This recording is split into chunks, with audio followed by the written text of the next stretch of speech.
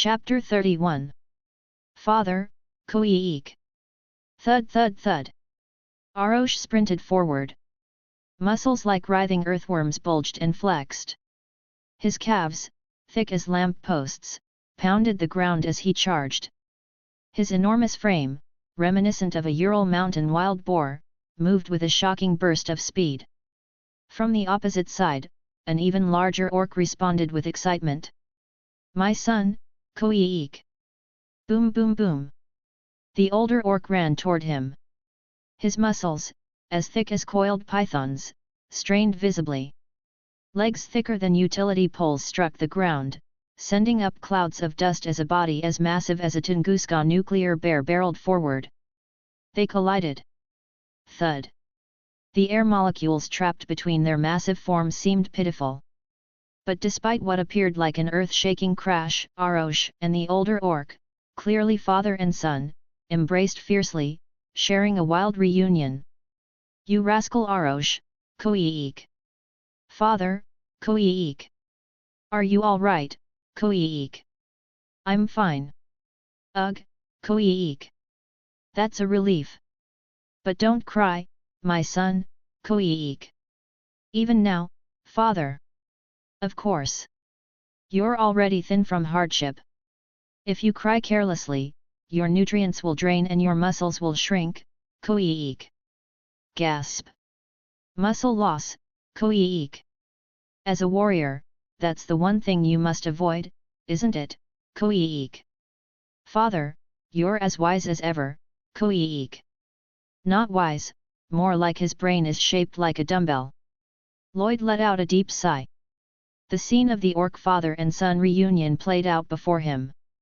If they were tossed into a neighborhood gym, they'd probably warm up with 3 main lifts totaling a ton. And yet, the first thing they talked about upon meeting was muscle. In the iron-blooded night, orcs were often described as muscle-headed idiots, and seeing it in person, Lloyd thought, that description couldn't have been more accurate. A chuckle escaped him.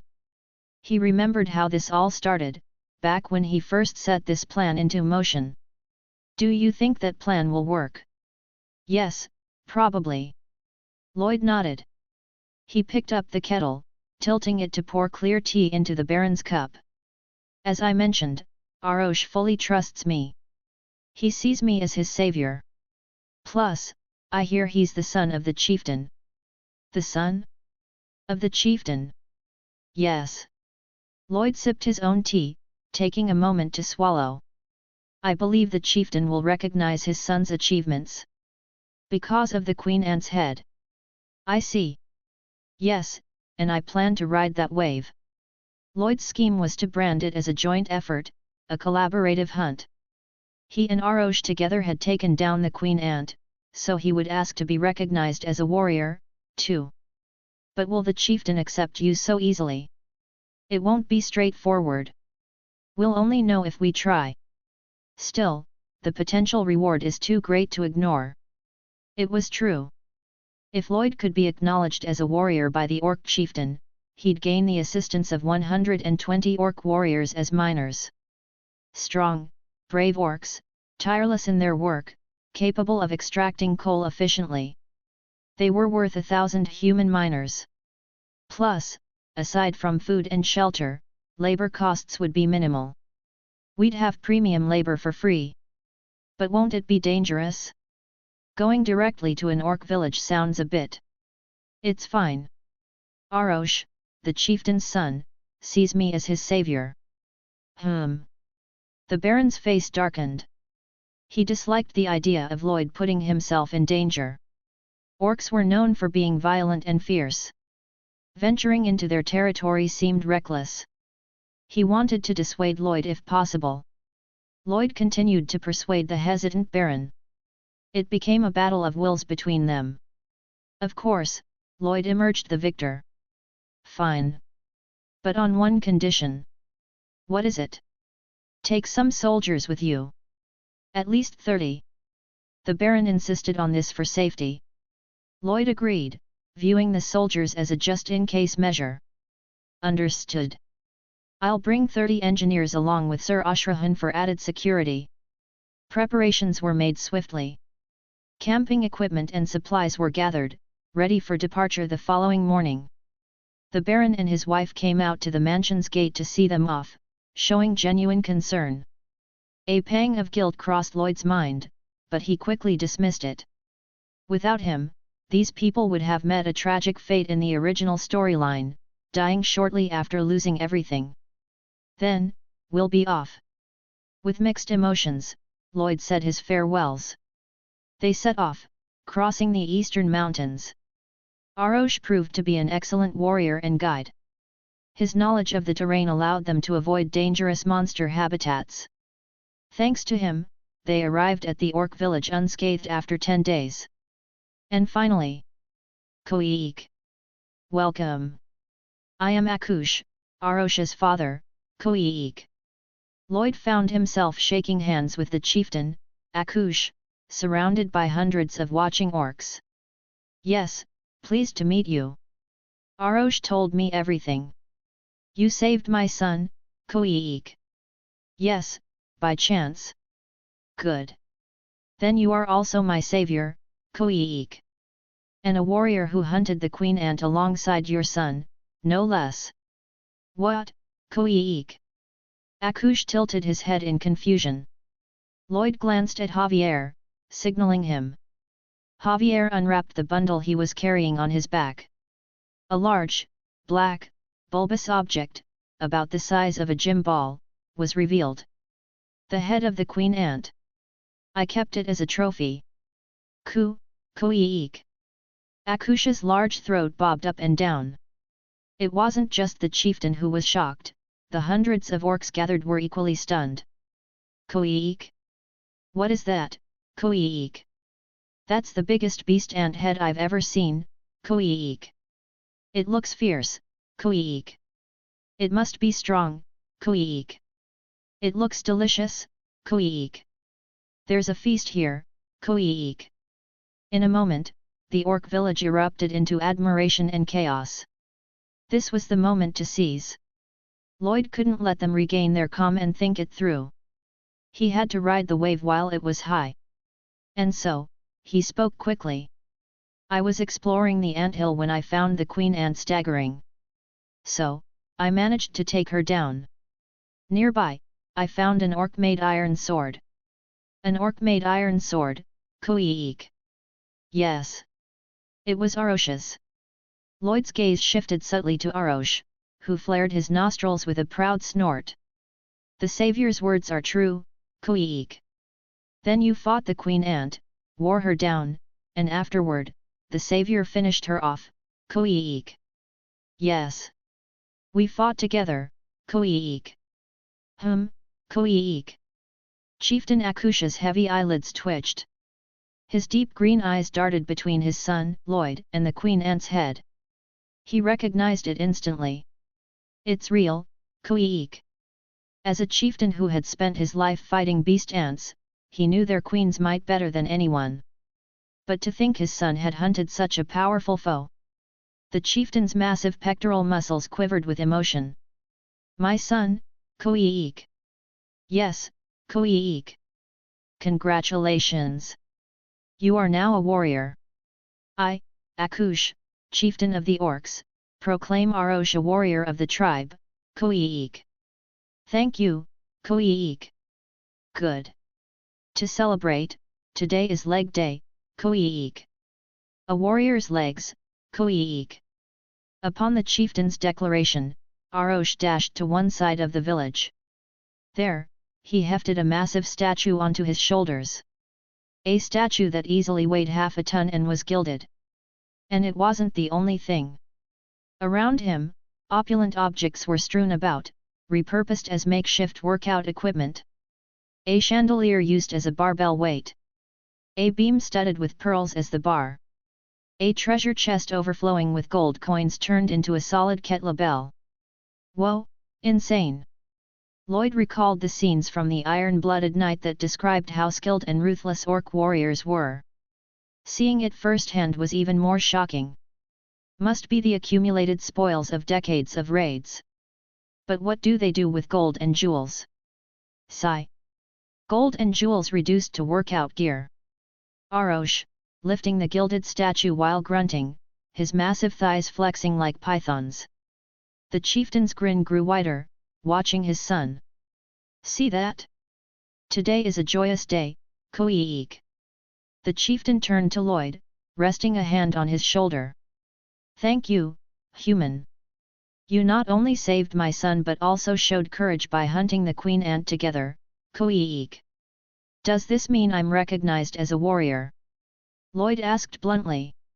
Sometimes, you had to be direct. The tactic worked, Akush nodded approvingly. Of course. I, Akush, chieftain of the orcs, declare the human, Koiik. Lloyd. Lloyd Frontera.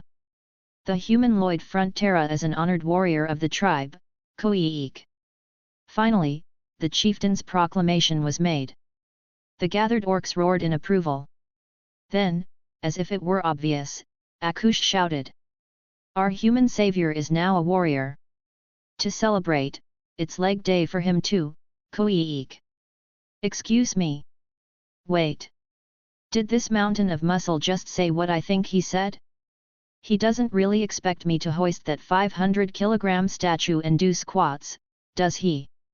Lloyd swallowed nervously. But bad premonitions were rarely wrong. Akush clapped his back and beamed. Come. I'll join you in the celebration, Koiik. Warriors train their legs, Koiik. Oh heavens! The world dimmed before him. The cheers around him grew even louder. Lloyd felt the daunting dread bubble up like a simmering stew. Koiik. I enjoy working out and have lifted my share of heavy things on the job, but this might be. Koiik? What do you mean, Koiik? It seems a bit too heavy for me. Lloyd spoke honestly. It was true. He had always been fairly confident in lifting heavy things. And the Ashrahan meditation technique had enhanced his strength beyond ordinary human limits. But a 500-kilogram gilded statue, awkwardly shaped and expected to squat with? Thanks for the exercise offer, but is there anything lighter? He wasn't eager to end up with a broken back or shattered legs. So, he asked. But Akusha's expression hardened. What? You can't lift that, Koiik. That's correct. You were just acknowledged as a warrior, Koiik. Of course. A warrior unable to lift that?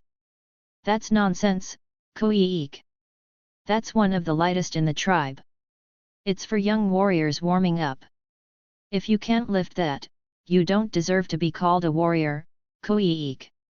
Excuse me, but I'm not an orc. A warrior must do this, Koiik. Akush was already serious.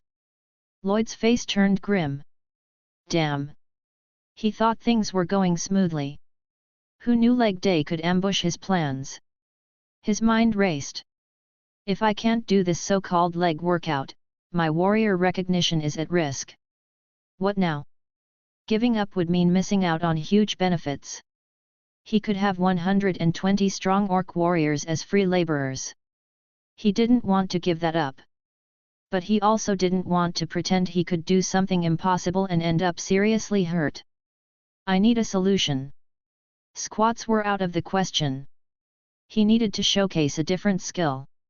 Something that would earn their respect and validate his claim as a warrior. Lloyd's eyes darted around the orc village, taking in everything. He absorbed the environment, observed their habits, categorized the details, and analyzed them. Then, suddenly, he noticed something. Wait a second. His scanning gaze froze. It landed on a pit dug in a corner of the village. What's that for? He pointed at the pit and asked. Akush replied. That? It's where we discard meat, Koiik. Discard meat? Yes. We throw it there and cover it with dirt, Koiik. Akush nodded. We throw away spoiled meat. Eating that would cause stomach aches. If you get sick, you can't train. If you can't train, you lose muscle, Koiik. A hint of regret shaded the chieftain's voice. It's a shame. If we could eat all of that, we'd have more muscle. It's always a pity, Koiik. Is that so? Yes, Koiik. Akush smacked his lips in frustration. Lloyd's lips twitched into a sly grin. This is it. A scene from the Iron-Blooded Knight flashed in his mind. It took place much later in the story. Javier, after a series of adventures, ended up confronting an orc tribe alone. In a fierce battle, he found a way to make them surrender. His strategy? Sabotaging the orcs' hunting. The orcs live in harsh lands. Farming is impossible, and foraging doesn't yield enough food. So, they rely heavily on hunting for food. Hunting massive beasts in the wilds. That's how the orcs secured their food supply. To do that, they needed to be brave and powerful. But they lacked food preservation techniques. They just stored the food and ate it as is. Which meant their hard-won food spoiled quickly. Javier realized that and disrupted their hunting efforts. In less than 10 days, the orc tribe was struggling with food shortages. With no proper preservation, food wouldn't accumulate. When hunting failed, they faced food scarcity. Lloyd remembered this from the novel. I have a suggestion. A suggestion, Koiik? Yes. He looked up at Chieftain Akush and said. Instead of leg day, how about I build a cool storage room for preserving food? Would you recognize me as a warrior then? And perhaps pay me handsomely with those gleaming treasures scattered around. Earn the warrior status, gain the laborers. Plus, score a construction contract and line my pockets. Killing 2 birds with 1 stone. Winning a skirmish and securing the Baron. Running errands and getting bonus points. The cunning smile on Lloyd's lips grew with satisfaction. Chapter 32. Hey, I'm going to build you an ice storage. Hudush. The wind swept across the wasteland, carrying particles of sand that grazed his eyes. Lloyd squinted, looking carefully around the sloped, open space. What's an ice storage? Just as he expected, Javier immediately questioned him, and Lloyd couldn't help but chuckle. Bingo! Excuse me. No, that's not it. Have you ever heard of an ice house? I haven't. Yeah, I figured. An ice storage, an ice house, was a facility from history used to store ice during hot seasons. Korea had its own called a sokbingo, while in Europe, they called it an ice house. In the Middle East, in the Yazd region, there's even a well-preserved ancient ice storage facility called Moadi. In other words, facilities for storing ice have been around the world for ages. However, what about the continent of Laurasia, where the story of Iron-Blooded Knight unfolds? Things were a little different here. Because of magic, those kinds of facilities didn't really develop. In any case, it's the wealthy who crave ice during the summer. And in this world, there's no shortage of mages to serve the wealthy's desires. With a simple spell, you could enjoy a chilled sangria, even in the heat of summer. So I'm thinking of building one for the first time here in history. For the orcs. Yet. Lloyd nodded. The sloped ground seemed perfect for building an ice storage. He quickly calculated the number of orc tribe members, their food intake, and the average size of the game they hunted. Based on that, he estimated the dimensions of the ice storage he needed to build. It'll definitely need to be bigger than the ones from the Joseon era. As he took advantage of his surveying and design skills, he recalled an earlier conversation. If you let me skip leg day, I'll build a cool food storage for you. But you have to recognize me as a warrior. Squeak. In response to Lloyd's suggestion, Chief Akush raised his thick brow. A food storage, you say? Squeak. Exactly. A storage for preserving food. What difference does that make? Squeak. It'll make a difference, all right. How so? Squeak. The meat you hunt won't spoil as easily. Squeak. That's possible? Squeak. Of course. Akush squinted in disbelief. Lloyd gave him a confident smile. Imagine this, you've hunted a huge monster, but before you can even eat half, it starts to rot. Think of the sorrow of wasting all that natural protein. Squeak. That makes me angry. Squeak. Exactly. It does. Squeak. But with this, you'll keep everything fresh and eat it all. Every juicy piece of meat will be absorbed by your body, turning into muscles. Isn't that great? Puff. Chief Akush snorted in excitement at the thought. Is that really true, Squeak? Of course. Who am I? A benefactor. Squeak. That's right. Yes, Squeak. Thank you for trusting me. Now, let's get started with a construction contract. A construction contract, Squeak. Yes. In these matters, a contract is essential. Javier. Lloyd turned around. Already accustomed to such situations, Javier handed him paper and a pen. Lloyd quickly drafted a simple order contract. It's always like this. When you start a construction without a proper agreement, things get murky, and disputes arise. What kind of relationship do we have? Wouldn't it be sad if such things caused issues between us? I don't really understand, but I get the feeling that's true, Squeak. Good thinking. You're wise. Here. Squeak. Sign here. Sign, Squeak. It's a mark to show the great chief agrees to the contents of this contract. A mark? I'm good at that, Squeak. Akush raised his massive fist and slammed it onto the contract. Boom. The contract was embedded into the stone below, 10 centimeters deep. Whoa! A monster indeed. This orc chief was a different kind of beast compared to Javier. Lloyd was reminded of just how powerful the orc chief was. Well, in the original work, even Javier had a hard time subduing him.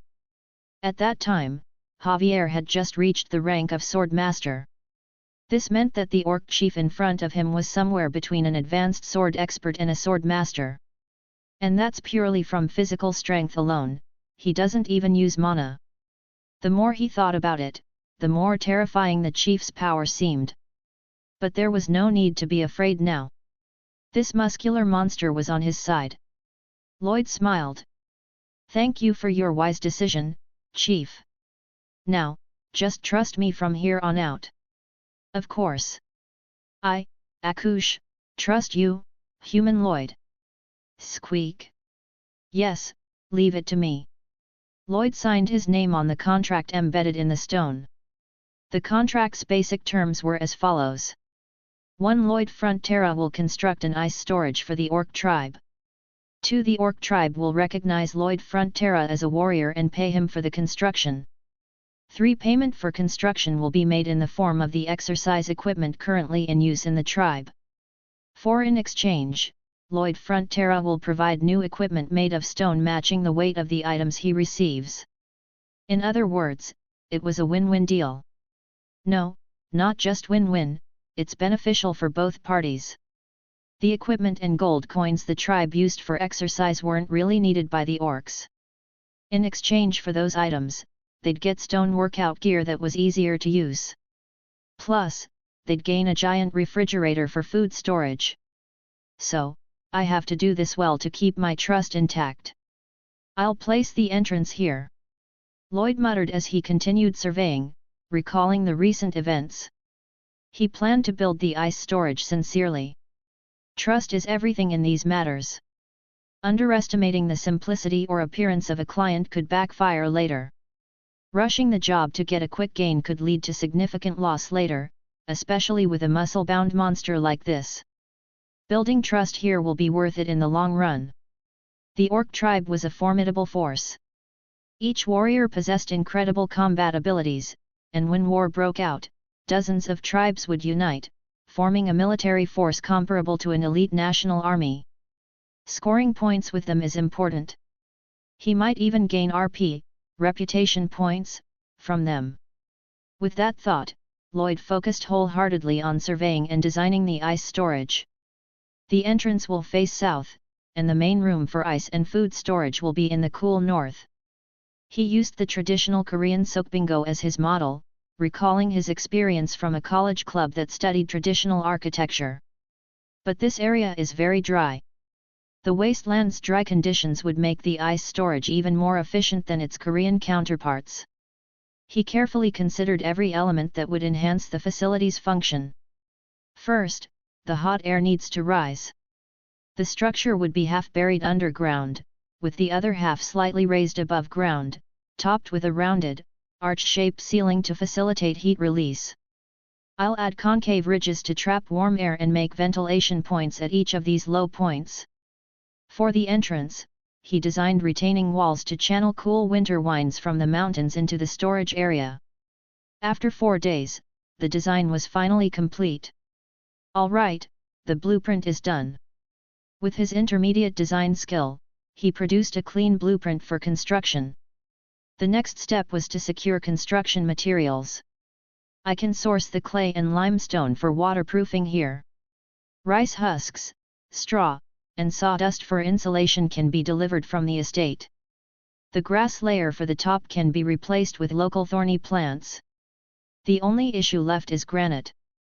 He glanced westward, where the eastern slopes of the mountain range between the Front Terra estate and the wasteland shone in the morning sun. Granite is essential for the ice storage.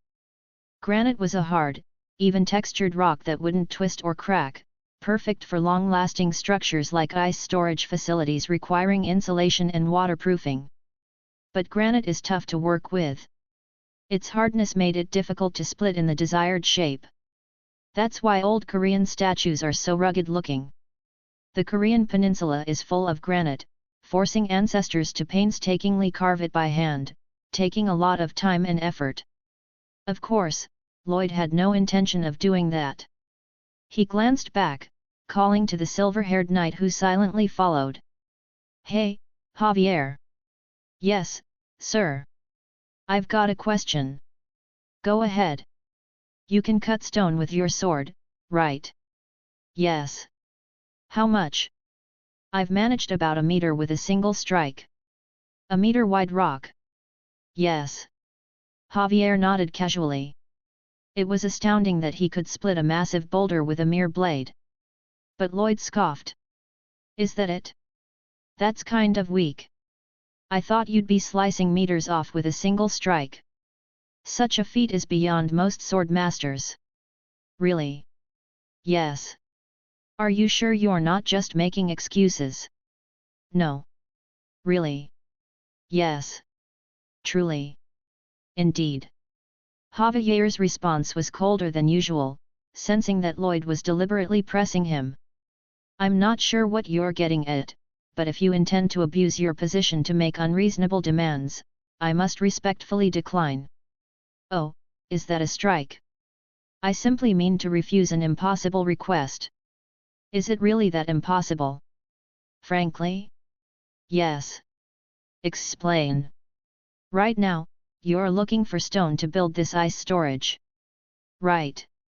And you plan to use me to cut that stone with my sword, yes?" "That's what I anticipated, which is why I'm telling you no." "So you're rejecting the idea of working as a stonemason?" "Because it's impractical with a sword." "Cheeky." "Thank you." Javier nodded slightly, perhaps thinking he had won this exchange. Lloyd smirked, giving Javier an ominous smile. "What if I made it possible?" "Pardon?" "If I teach you a technique that can pierce and shatter rocks with your sword, will you help me?" "That's..." Javier trailed off, and Lloyd grinned. He was already thinking of a destructive skill Javier mastered in the mid-stages of Iron-Blooded Knight. He planned to teach Javier this technique early. Chapter 33. Drilling a hole several meters deep in rock with a single sword, what are you talking about? Javier frowned, his gaze filled with skepticism, as if he thought Lloyd was speaking nonsense. "It's hard to understand." "May I speak frankly?" "Frankly?" "Yes." Let me guess, you're going to hit me with unfiltered facts again, right? As I've said repeatedly, I've never assaulted you, Lloyd. Oh, but you have. When was that? In the ant nest. You punched me in the chest, remember? That was, of course. And afterward, you gave me a triple slap to help me regain my senses. Am I wrong? It was 2 slaps. I stopped before the third when you regained consciousness. Ah, so you wish you'd finished the third? Of course no.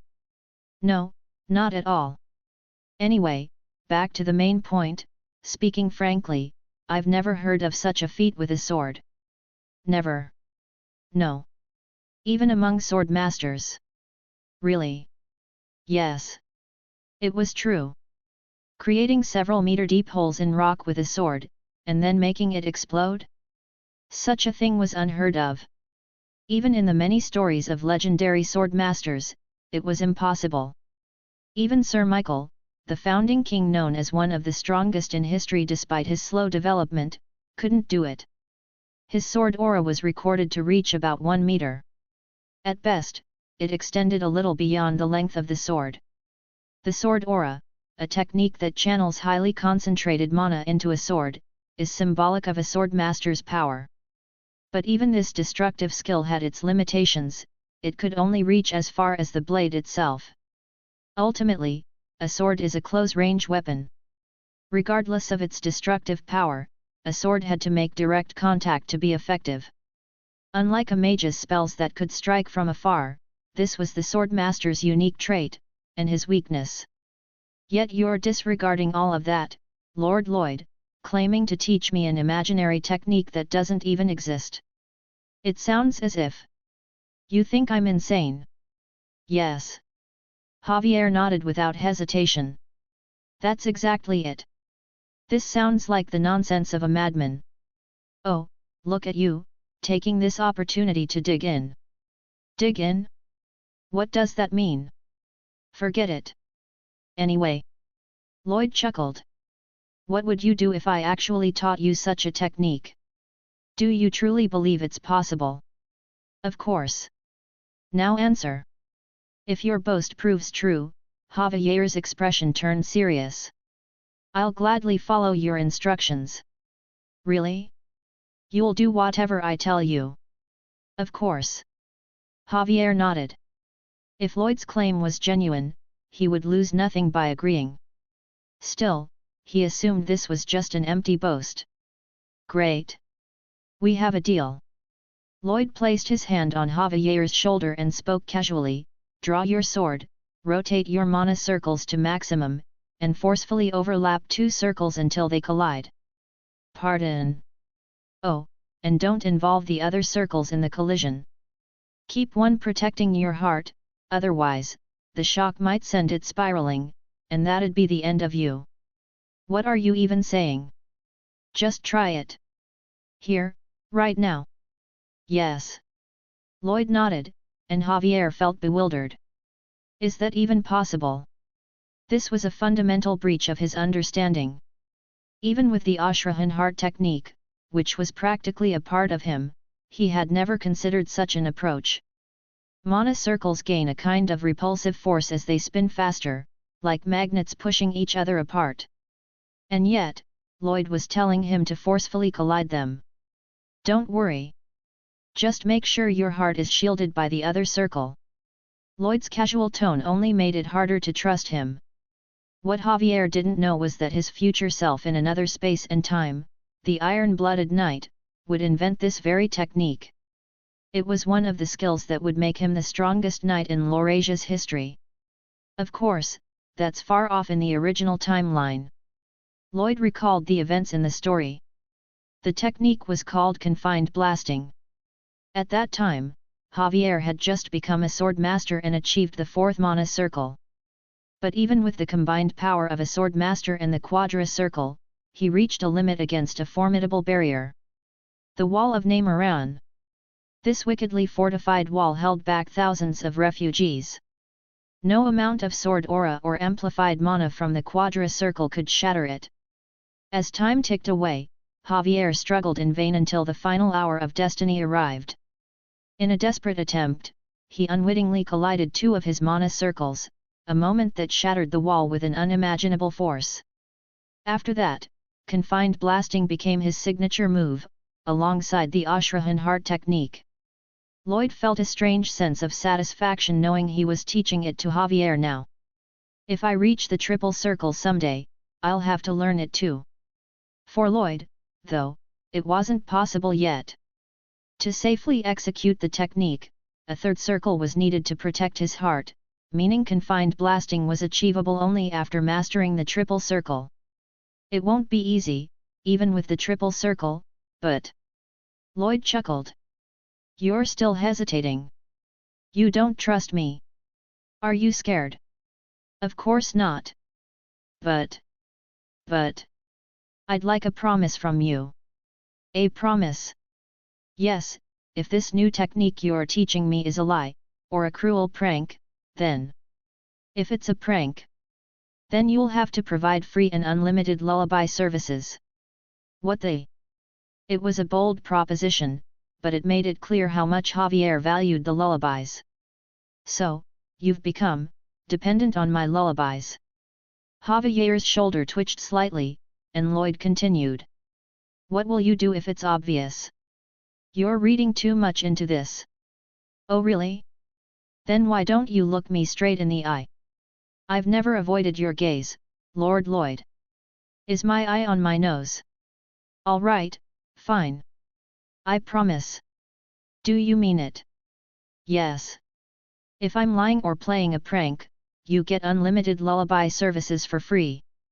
You've promised. Yeah, so go ahead. You remember what I told you? Yes. Shing. Javier drew his long sword, and Lloyd stepped back a few paces. This is his first try, but Javier won't mess up. Javier, with his triple circle and mastery of mana control, had achieved a level of skill akin to a master craftsman. Lloyd was confident that, despite the novelty of the concept, Javier wouldn't harm his heart. Though he'll probably go through some rough practice for a few days. The technique would naturally place immense strain on his body. Even for a swordsmanship prodigy like Javier, it would take some time to adjust. So, maybe a week? Perhaps even more than 2 weeks. I'll need to factor that into the timeline. Thunk. It worked.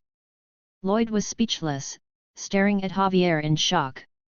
His gaze then shifted further, where a brand new trench stretched across the ground. That wasn't as difficult as I feared.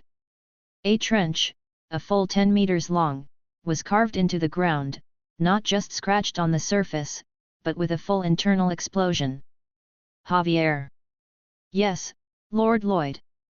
Are you a monster? No, I'm certainly human. A monster, indeed. Or maybe the mythical friend's son you always hear about. Lloyd looked at Javier in disbelief, who responded with a graceful half-smile. Thank you, Lord Lloyd. I see now that you weren't teasing me. You just realized. Yes. Wow. The nerve.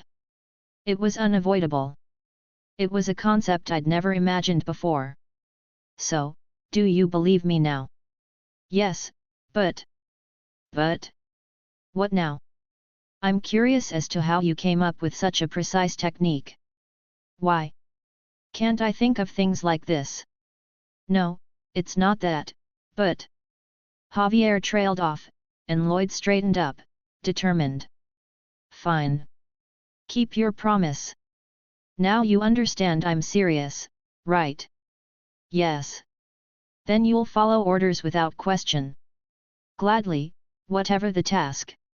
Despite his aloofness, Javier would do what he promised. At that moment, a message appeared before Lloyd's eyes. Ding dong. Javier Ashrahan feels grateful for your guidance. Javier Ashrahan's favorability toward you has increased by +3. Current relationship with Javier Ashrahan, -11. You gained 54 RP from improving your relationship with a key character. Current RP, 561. Good. Lloyd was convinced that Javier had truly accepted this mission. Now it was time to test his abilities for the quarrying operation. All right, from now on, you're going to play the role of a human dynamite. The next morning dawned, and Lloyd stood near a granite outcrop, far to the west of the orc settlement. Holding a large brush, he dipped it into a jar he'd brought along, drawing out a thick, red-tinted paint. He carefully pressed the brush onto the ground at regular intervals. Here. And here. Also here. Asterisk splat. Splat. Splat, asterisk. He marked the ground with fist-sized red spots. You see the marks? Yes. Am I to pierce them with my sword? Exactly. Smart guy. Pierce, collide the mana circles, boom. Got it. Understood. Is there a specified depth? Yes. 10 meters. 10 meters. That's the maximum depth you can reach, right? Yes. Then maintain that depth consistently. And make sure to detonate. At full power. Lloyd clenched his fist, then opened it with a flourish. I'm marking these spots with that depth in mind. When you're done, quickly run back to me, or you'll get crushed by falling rock. Got it. Understood. Javier nodded, and Lloyd stepped back dozens of meters from the blast zone. Lloyd raised his arms high. 3, 2, 1. Fire in the hole. A second later, Javier's sword was lifted, his figure blurring like a ghost as he pierced each marked spot in rapid succession. Lloyd clenched his fist. Please succeed. If this worked, the quarrying process would be a breeze. Just like dynamite revolutionized quarries in the modern world, Javier's confined blasting could speed up the project significantly. This is why I taught him confined blasting. Do your job. Lloyd prayed fervently. And then he saw it. Flash. Blinding light burst from various points across the granite outcrop. Moments later, Javier dashed back, halting right in front of Lloyd. I'm back. Click. He sheathed his long sword just as. Boom. A powerful shockwave and blast of debris surged from the granite field. The entire rock formation shattered into dozens of pieces, crashing down like a collapsing giant. Rumble. The ground shook, and Lloyd clenched his fists, reassured. It's done. Finally, all preparations were complete. Now, it was time to begin the construction in earnest. Chapter 34. Fire in the hole. Whoosh, flash. It was a bright, sunny morning as Lloyd's shout cut through the sunlight, and Javier's longsword gleamed, piercing deep into the granite. An intense flash followed, leading to an explosion from within the stone. Crack! Even granite, which had withstood thousands of years in one spot, couldn't resist the precise, internal blast. A crack formed, spreading rapidly until the stone fractured under its own weight. Crash! A massive, cube-shaped chunk of granite, weighing several tons, toppled to the ground. Well done, Javier! Lloyd gave a thumbs up, and Javier wiped the sweat from his forehead with a handkerchief. Javier's role was complete, now it was the turn of a different helper. Padong, come here. Padong. Want to try this? It's a red sunflower seed. I got it especially for you. Each set only has one red and one blue seed, and it costs a whole 1 Rp per set. Ppo dong. I bought 50 of them yesterday. Spent a whole 50 Rp just to feed you and Bangul. Doesn't that show my dedication? Padong. So, will you eat it up nicely? Padong. Padong eagerly accepted the red sunflower seed from Lloyd's palm, popping it into his mouth and munching away. Meanwhile, Lloyd stepped back to give him space. Thud. In an instant, a 10-meter-tall hamster emerged. Padong. Well done, Padong. Good job. Lloyd petted him affectionately.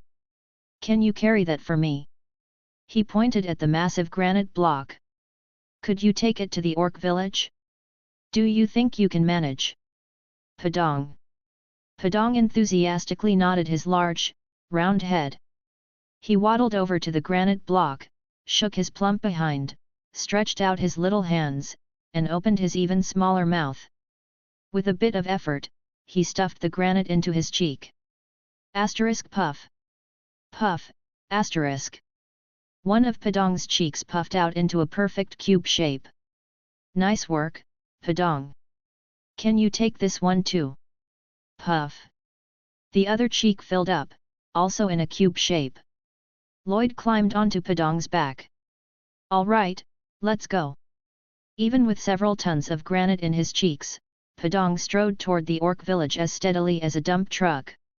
Once the granite arrived at the village, the next stage began, involving Lloyd, a young orc warrior named Arosh, and 20 combat engineers. Stones here, squeak. Everyone, get ready. Screech. The workers, who had been waiting at the ice storage construction site, eagerly picked up hammers, chisels, and pickaxes as soon as the granite arrived. They ran toward the stone Padang had delivered. Let's smash it, squeak. We can't fall behind, guys. Yet. Arosh and the engineers sweated away, chipping, shaping, and cutting the granite into the large blocks needed for the ice storage. And throughout, Padang didn't rest either. Padang. Can you dig here, from here to here? Make it 7 meters deep. Lloyd used a branch to mark a line on the ground, perfectly following the design plans for the ice storage. His surveying skills allowed him to draw precise lines in real time on the terrain, only visible to him. All right, go ahead. Padang. Padang lifted his tiny arms and began digging furiously along the line. Whoosh, whoosh, whoosh. Even the hardened, dry earth of the wasteland couldn't resist his strength. Each scoop displaced a massive chunk of earth, creating clouds of dust. Lloyd stayed by Padang's side, supervising each section Padang dug, checking it against the design. As Padang dug, Lloyd carefully corrected any areas where the excavation was off by even a centimeter. Excavation is one of the most critical stages of any construction, not just for an ice storage. The excavation was the foundation. If he was careless here, problems would arise later. Any issues with the structure would damage his reputation. Trust is everything. Doesn't matter if the client's human or an orc. To Lloyd, even Chief Akush was a client, having signed a contract. As long as they paid, they were all clients, human, orc, or monster alike. Craftsmanship. Nat, it's because I'm getting paid. Anyone who pays is a client, a king of clients. Lloyd spared no effort, thinking of both the current payment and the future stream of revenue. Days flew by in this grueling routine. Javier blasted granite, Padang transported it, Arosh and the engineers shaped it, and Lloyd continued to perfect the site. 10 days later, the groundwork was complete. No breaks. Let's keep going. Yes, sir. Lloyd took off his shirt and joined the engineers in hauling granite blocks. They began laying the stones on the pre-leveled ground. His past experience helping with tiling back in Korea came in handy here. Of course, these stones are a lot bigger and heavier than those tiles. Still, the principles were the same, laying stones to ensure a stable, leveled floor, setting the slopes, and filling the gaps with mortar mixed with lime for waterproofing. Once the foundation was complete, they moved on to building the walls. But that's when problems arose. Crack! With an alarming sound, one of the engineers' backs gave out. Hey, are you okay? Ugh! I think my back is gone. The heavy granite blocks were too much for them. Over the days, more engineers began to struggle. One sprained a wrist, another injured a shoulder. Despite their experience, this work was on another level. In the end, Lloyd was left as the only one able to lift the blocks. Even Javier had to rest after multiple rounds of blasting. This is tricky. If only Arosh were here. But Arosh and the orc warriors had left on a hunting expedition, as was their duty. And I can't ask Padang to transform here. The freshly laid foundation was still settling. If Padang, who weighed several tons, moved over it, it might shift out of alignment. What should I do? Lloyd pondered the issue. The stones were too big to reduce in size without compromising insulation.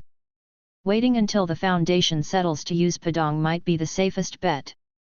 But that afternoon, an unexpected solution presented itself. Squeak! You're lifting it all wrong. A group of orcs had been watching the construction from the start. Today, as Lloyd struggled to lift a block, the orcs started commenting. Human! That's not how you lift, Squeak! Pardon! Panting, Lloyd looked up to see an elderly orc leaning over the edge of the construction pit. I mean what I said. You won't isolate the right muscles lifting like that, Squeak. Hey! Keep your back straight, push your hips back, chest out. Let your ankle flexibility help activate the proper muscles, Squeak. I'm not trying to exercise here. Doesn't matter, Squeak. From that point on, more orcs began chiming in with advice. Grab lower, Squeak. Breathing's important, Squeak. Lift faster, Squeak. One more, Squeak. It felt like Lloyd was surrounded by veteran gym coaches offering unsolicited advice at the gym. Eventually, their impatience with his inefficiency got the better of them. Ugh, this human's hopeless, Squeak. Can't you lift as we showed, Squeak? Let us demonstrate, Squeak. Watch and learn, Squeak. A dozen muscular orc men stomped into the pit, each grabbing a granite block. Veins bulged on their backs as they hoisted the stones. Hi-ya, Squeak! Hup, Squeak! What took Lloyd's strenuous effort or multiple engineers to lift, the orcs hefted easily, as if flipping a table. Wow! Lloyd's mouth dropped open, astonished. But he quickly adapted, realizing the opportunity. Incredible! Truly amazing! Squeak! This is nothing, Squeak! No, it's really incredible. I could never dream of placing these stones up there on my own. Up there, Squeak! Lloyd pointed halfway up the wall. The muscled orc glanced at it and smirked. That's where humans go wrong. Watch closely, Squeak! Effortlessly, he lifted the stone over his head and placed it exactly where Lloyd indicated, as gently as placing a box. Boom! The granite block settled into its spot with a resounding thud, perfectly aligned.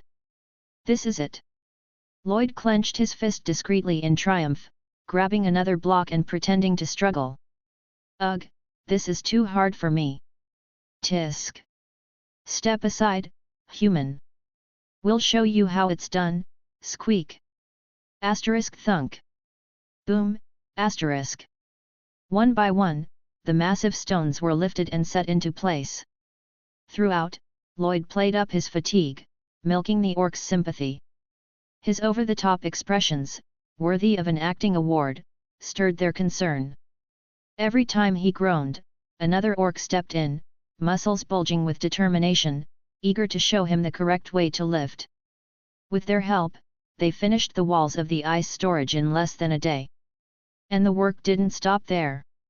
Oh no, this part is even harder. Ugh, ngh. The next day, Lloyd again feigned weakness, looking like a novice gym-goer in need of a trainer. More orcs arrived, snorting with determination to help him. Their assistance allowed them to construct the arched ceiling in less than 2 days. And they're not even cutting corners.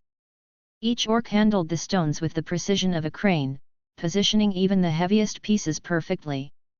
It was pure muscle power at its finest. The high-speed construction Lloyd had dreamed of was becoming a reality. Chapter 35. Squeak! What's this?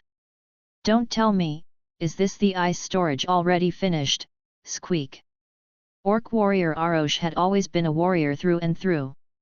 His life revolved around facing enemies, hunting for his tribe, and living with the valor typical of an orc. He knew nothing of construction, how a project was carried out, or what the final result would be. However, there was one thing he understood: no construction finishes in a day. That's why Arosh was genuinely shocked today. Just a few days ago, this was just a pit. What happened here? It's filled with stone, squeak. Indeed, it was. A few days ago, Arosh had to reluctantly set down his shovel, interrupting his work of preparing the foundation with Lloyd, to fulfill his duty of going on a hunting expedition for the tribe. I'm sorry. I'll be back in a few days after some fighting, squeak. Just as mandatory military services for South Korean men, hunting was a sacred duty for orc warriors. Arosh had promised to return and continue helping Lloyd. But when he finally got back and rushed to the site to assist his benefactor, he found the scene had transformed completely. What had once been a mere pit was now a sturdy granite stone chamber, a near-complete ice storage facility. And there, in front of the structure, stood Lloyd. "Oh, you're here? Somehow, we got this far. It's not completely finished, though." Arosh swallowed hard, feeling as if he was looking at an unknown creature. "What exactly is my benefactor, squeak?" Lloyd was truly impressive. Whenever he did something, something miraculous appeared as a result. And it wasn't just a rare occurrence, it was happening almost daily. He commanded Javier to cut through the stone mountain, carved the stones, dug the earth, and then, suddenly, what they called an ice storage had materialized before his eyes. And he didn't even use magic, squeak. Arosh marveled, feeling it was more magical than magic. The young orc warrior gave Lloyd an enthusiastic thumbs up. "Benefactor. You are the Great Nose." Squeak. "They. Great Nose. That's right, squeak." Lloyd tilted his head, puzzled. Arosh took a deep breath, snorting proudly. "A big nose breathes well. If you can breathe well, you don't get tired. And an orc who doesn't tire is the best warrior, squeak." "Aha, so it's a compliment." "Of course, squeak." Arosh grinned widely, showing his fangs, and Lloyd chuckled in response. "You're praising me for something so simple. This is embarrassing, I've never even properly learned how to make an ice storage." "What do you mean, you've never learned it, squeak?" "Exactly that. My major was civil engineering, which is something completely different." "Civil, squeak. It's a field. But I've had a personal interest in this kind of thing for a while, so I guess that's helped." Just like when he introduced Ondal heating, Lloyd had always been fascinated by traditional architecture, even joining a club focused on it back in his university days. Back when his family was doing well, he even went on study trips with his club members. Well, those times are long gone. Anyway, this ice storage, it might look impressive on the outside, but it's really just a shell right now. It's far from complete. Lloyd tapped the stone wall with his palm. "As you can see, I've built the sloped floor, drainage system, archways, and ventilation, thanks to the strength of your tribe's warriors." It was true. The orc warriors' strength was incredible, like having gorillas equipped with hydraulic machines. Thanks to them, Lloyd hadn't had to get his hands dirty for days, as they helped him build the walls and arched ceiling of the ice storage. Of course, it wasn't fully completed yet. It might look impressive from the outside, but right now, it's just for show. It can't function as an ice storage. It can't, squeak. Right. There's no insulation. Lloyd continued.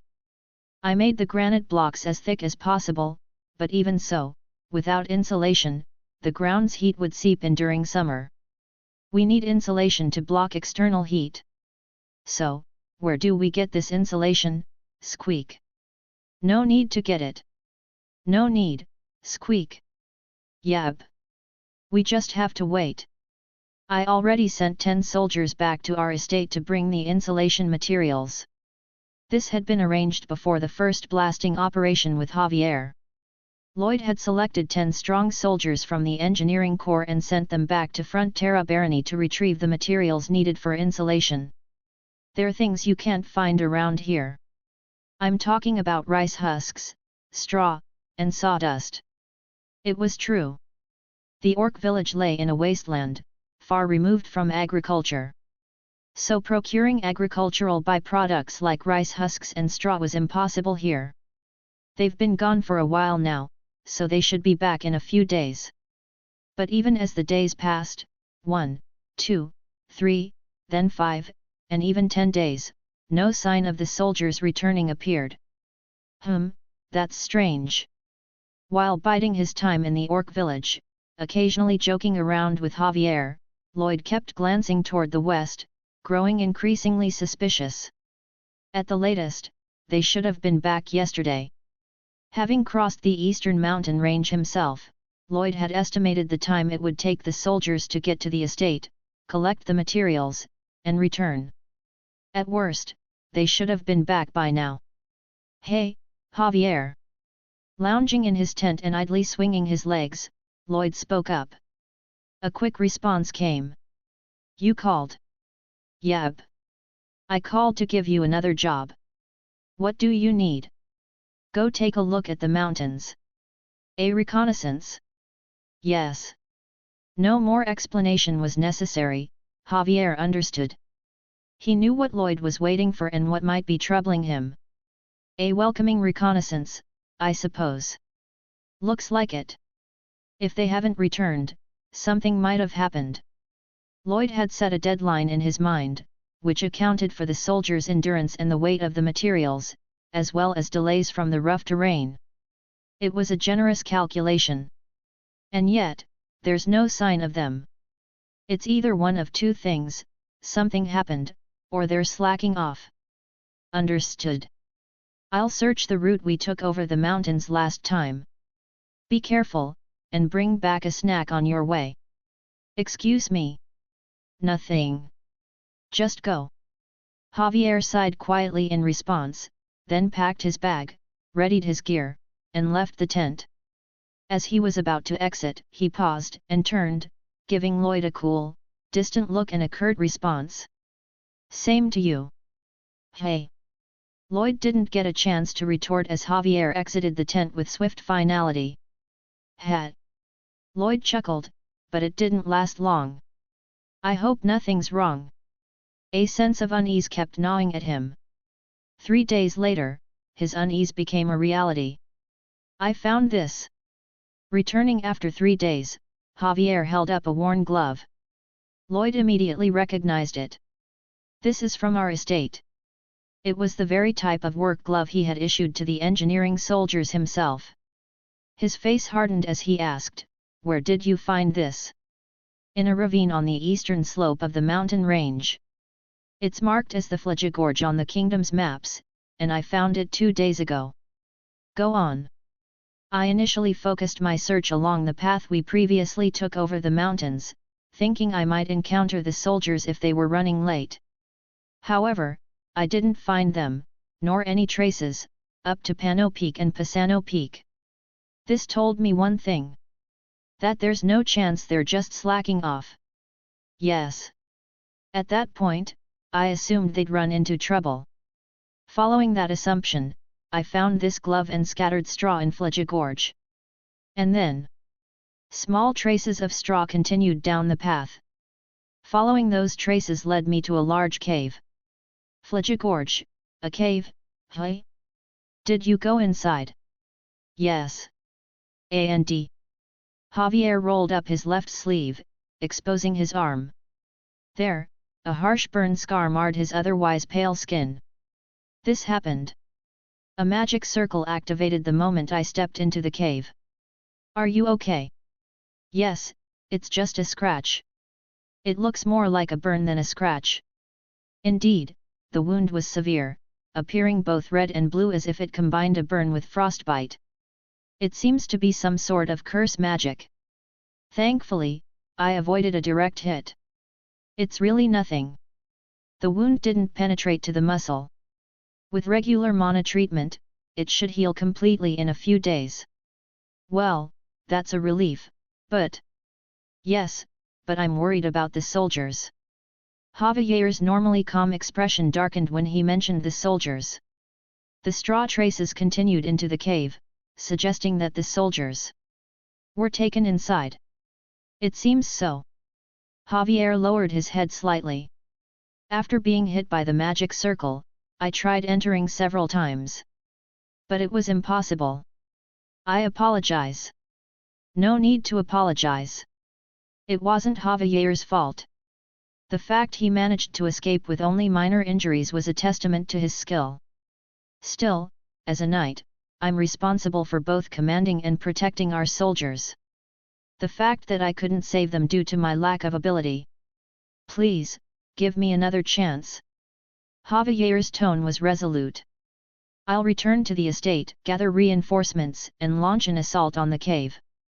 You're planning to attack the cave? Yes.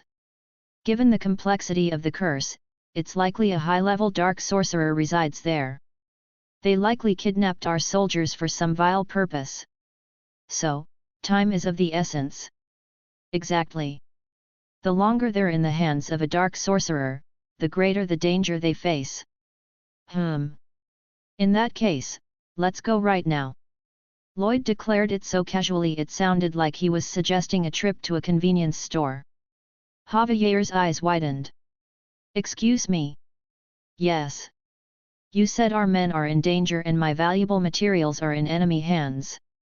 True, but... Javier shook his head. It's too risky for you to go unprepared. This would be reckless. You really think so? Absolutely. Javier's gaze was firm.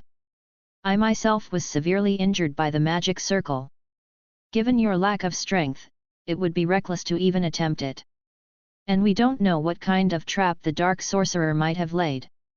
Geez, you're really calling me weak. It's just the truth in comparison. So, you think I'll just get wrecked? Yes. You might end up cut, frozen, broken, or even deep-fried. Like a shrimp accidentally left in boiling oil during Thanksgiving. Hey, you sound like you mean that. Not at all. You're mistaken. Yeah, right. Lloyd chuckled and then stood up, grabbing a backpack filled with provisions. All right, let's go. What? Like I said, we're going to that cave. It's a race against time, right? The longer our men are held, the more dangerous it is. That's true, but going like this. Don't worry. Just trust me. He thrust another bag into Javier's hands. Hurry up, or I'll leave without you. Javier stood there, his expression tense. This felt dangerously reckless, but he had no idea that the cave in Flijagorge, the dark sorcerer's lair, was actually a dungeon that would appear in the Iron-Blooded Knight novel a few years in the future. He couldn't know that Lloyd, having read the novel, was already familiar with the dungeon and its intricacies. So, this guy is that dark sorcerer Ruperlin from the Flijagorge episode, hey! Lloyd gritted his teeth. Magic circles, curses, and all, he'd make sure this dark sorcerer learned what happens when you mess with his soldiers and his building materials. And as a bonus, he'd clean out every treasure in that dungeon. So, to sum it up, you're dead meat. With determination burning within him, Lloyd strode toward the gorge, ready for both vengeance and profit.